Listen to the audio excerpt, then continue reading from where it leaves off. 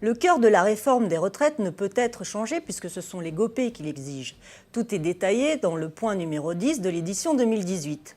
Si le gouvernement ne les applique pas, il s'expose à une amende de 0,2% du PIB par an, comme le précisent les outils juridiques mis à disposition de la Commission européenne pour faire respecter l'article 121 du TFUE. Depuis le pacte de stabilité et de croissance de 1997 et le six-pack, la Commission justement peut sanctionner chaque État membre si elle constate des écarts importants au niveau budgétaire et elle peut envoyer des avertissements aux États membres s'ils n'appliquent pas les politiques que la Commission recommande.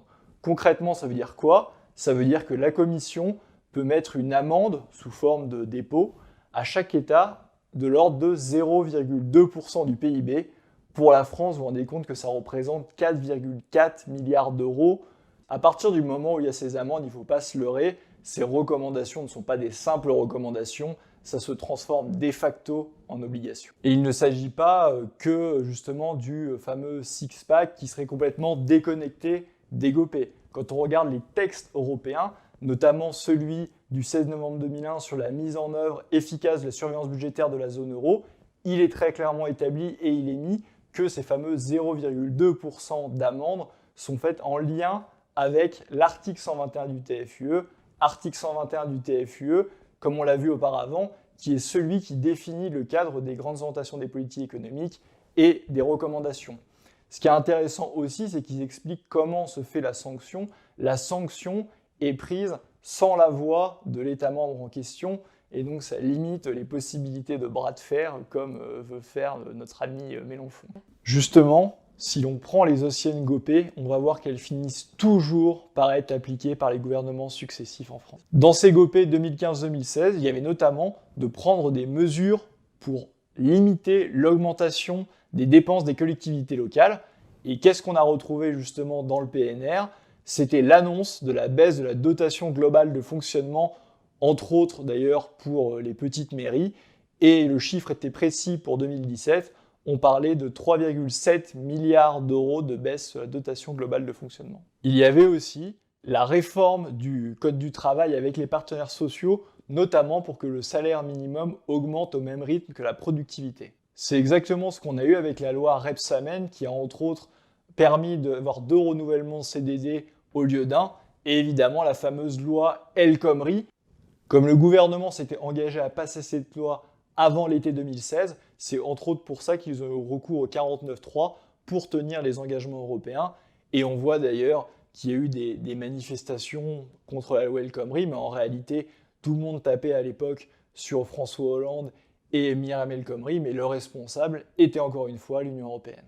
Il y avait entre autres la loi NOTRe, avec le transfert des compétences des départements vers les régions. Ça aussi, c'était demandé par Bruxelles. Il y avait aussi dans ce PNR, en réponse au GOPE, des mesures très importantes et qui ont touché massivement les Français. La baisse des allocations familiales, la hausse de la TVA générale, du taux de TVA général, le gel du SMIC et des traitements des fonctionnaires, et également la mise en place du CICE qui coûte 20 milliards d'euros par an. Tout ceci est en réponse au GOPE et dans le cadre de nos engagements européens. C'est la même chose si on remonte encore en amont dans le temps. On voit dans le PNR 2014, en réponse au GOPE 2013-2014, la réduction du nombre de régions. Donc c'est pas François Hollande qui s'est levé un matin en se disant « tiens, je vais réduire le nombre des régions ». La réduction du nombre de régions, là aussi, a été faite en réponse aux grandes orientations des politiques économiques. Vous retrouvez ça dans le PNR qui s'affiche. En réalité, c'est l'ensemble du projet de réforme des retraites qui doit être rejeté. J'insiste sur le fait que cette réforme est totalement illégitime de A à Z. Premièrement, les Français n'en veulent pas, très majoritairement. Tous les sondages le montrent. Ils ne sont donc pas demandeurs. Or, M. Macron n'est pas là pour faire obéir les Français à ce qu'il décide. M. Macron est là pour obéir aux Français. Ça s'appelle une démocratie, M. Macron.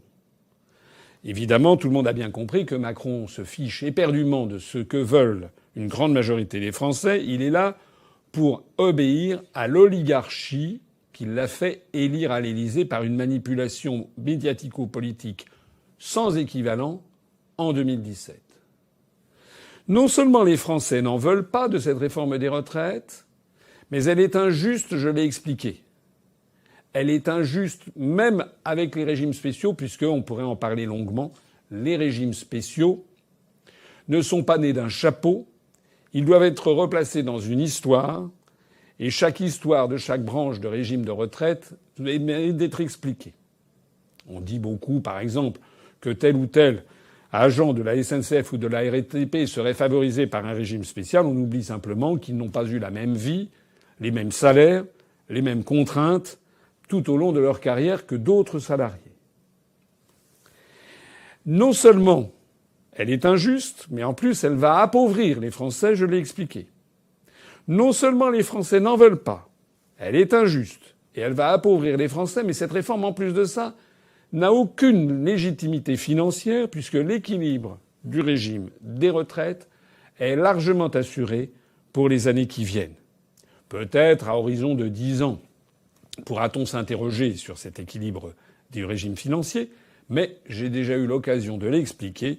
Il y a bien d'autres façons d'assurer l'équilibre du régime des retraites que ce qui est actuellement prévu.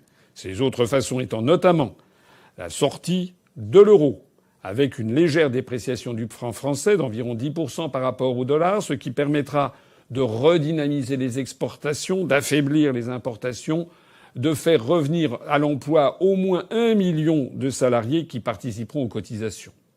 Une autre formule consistant à augmenter aussi les cotisations patronales et les revenus du capitaux, de taxer les revenus du capitaux. J'ai déjà eu l'occasion de l'expliquer, je ne suis pas le seul, que depuis maintenant une vingtaine d'années, ce sont les revenus du travail qui sont de plus en plus taxés et les revenus du capital qui sont de moins en moins taxés. Il y a donc 1000 façons d'assurer, à horizon de 10 ans ou de 15 ans, l'équilibre financier des retraites. Cette réforme, donc, les Français n'en veulent pas. Elle est injuste. Elle va appauvrir les Français. Et enfin, elle n'a aucune justification financière réelle. En fait, il s'agit d'un hold-up décidé par une oligarchie qui en veut toujours plus. D'ailleurs, François Mitterrand, dans une de ses confidences vers la fin de son septennat, s'était adressé justement à certains de ses interlocuteurs en disant « Vous verrez, ils en voudront toujours plus », en parlant justement des grandes forces financières mondiales, et ils vous s'attaqueront au régime des retraites par répartition, vous vous battrez le dos au mur. Alors je m'adresse ici à toutes celles et à tous ceux qui sont handicapés par les grèves, qui souffrent d'aller au travail, d'avoir des délais d'attente extraordinaires dans tel ou tel transport en commun. C'est vrai que c'est pénible. Pour ce qui me concerne, je n'ai pas de voiture de fonction comme Sibeth Ndiaye, payée par l'État. Mais je constate, soit quand je prends le métro, ça m'arrive, soit quand je prends la voiture dans Paris ou en dehors de Paris, qu'il y a des embouteillages monstres. Et moi aussi, ça m'arrive d'en être gêné. Mais il faut quand même savoir ce que l'on veut. Ce dont il s'agit là, ça n'est pas de protester parce qu'on attend une heure dans une gare de RER pendant quelques semaines. Ce qui est en jeu, c'est l'avenir même de la société française, l'avenir même des anciens, des retraités, l'avenir même des jeunes lorsqu'ils prendront leur retraite. Ce qui est en jeu, c'est la destruction du modèle social français. Ce qui est en jeu, c'est fournir sur un plateau en or massif encore plus et encore plus d'argent à des fonds d'investissement étrangers pour le plus grand profit d'une oligarchie qui, d'ailleurs, a mis la main à la fois sur les processus électoraux et sur les processus médiatiques d'une grande partie des grands médias français. C'est la raison pour laquelle je renouvelle ce que nous avons dit, et pas seulement moi, vous connaissez la position de l'UPR, mettons de côté tout ce qui nous divise, faisons bonne figure face aux désagréments qui nous concernent tous, mais soutenons le mouvement qui consiste à demander à M. Macron de reporter définitivement, d'annuler toute la réforme et pas seulement un petit détail concernant l'âge pivot. J'appelle ce soir toutes celles et tous ceux qui sont adhérents, sympathisants de l'UPR, même ceux qui ne sont d'ailleurs ni adhérents ni sympathisants, mais qui nous écoutent parce qu'ils trouvent que nous disons parfois des choses intéressantes à leurs yeux. J'appelle tous les Français, quelles que soient leurs convictions, à se mobiliser pour la journée de demain, du 9 janvier 2020, avec l'intersyndicale, pour participer au mouvement de protestation contre cette réforme des retraites, à participer également à la journée du 11 janvier 2020. Nous ne devons pas laisser Macron et le gang qui l'entoure détruire l'essence même de ce qui fait la France, c'est-à-dire sa capacité à développer une solidarité intragénérationnelle et sa capacité à faire prévaloir la solidarité nationale sur la loi de l'argent.